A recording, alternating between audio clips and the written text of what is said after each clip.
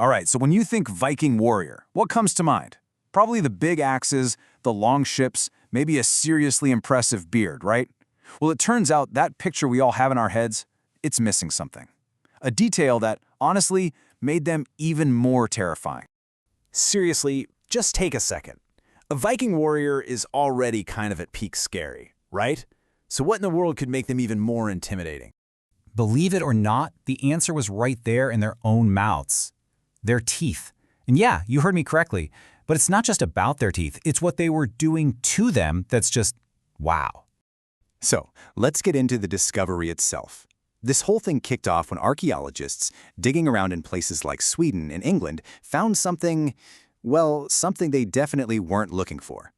You know, they're looking at these Viking skeletons, doing their thing, and they start noticing this pattern.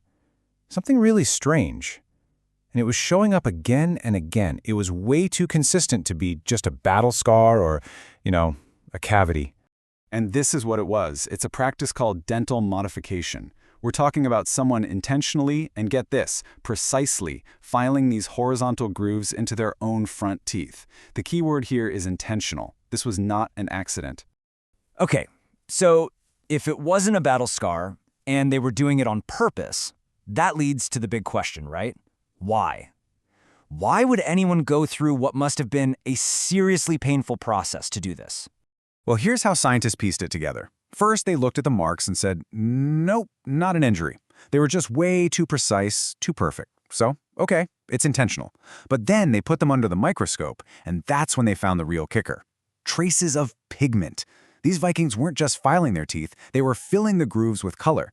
We're talking bright red, maybe even blue.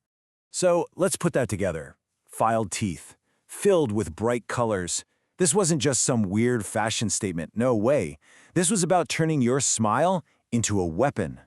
This is where we get into the pure psychological genius of Viking intimidation. I mean, just imagine it for a second. You're on a battlefield, it's chaos, and this Viking warrior is charging straight for you. He lets out a war cry, and in that moment, you see his teeth, a mouthful of bright, blood-red, filed grooves. The shock, the terror, it would have been paralyzing. And that's the whole point. It was psychological warfare, pure and simple. Just the sight of it was an intimidation tactic. It was a visual signal that said, I am so dedicated to brutality, I'll carve it into my own teeth. It instantly set them apart from any regular soldier. It made them something else entirely. But this wasn't just about scaring people on the battlefield. It tells us something so much deeper about Viking culture itself. It's about a kind of honor that was, well, literally etched into their bones. And we have to be real about this for a second. There was no anesthetic. Filing down your own teeth would have been agonizing. So the fact that these warriors chose to go through that, it says everything you need to know about how they viewed pain and toughness. And that's really the difference, isn't it? For most people, honor is something you earn in battle. It's about your actions. But for these Vikings, honor was something you wore. It was a physical mark of who you were, an identity carved right into your body for everyone to see. So when you boil it all down, it's pretty incredible. They were literally turning their smiles into weapons. It's just this perfect, chilling example of psychological warfare, and it shows a level of commitment to their warrior identity that is frankly hard to even imagine.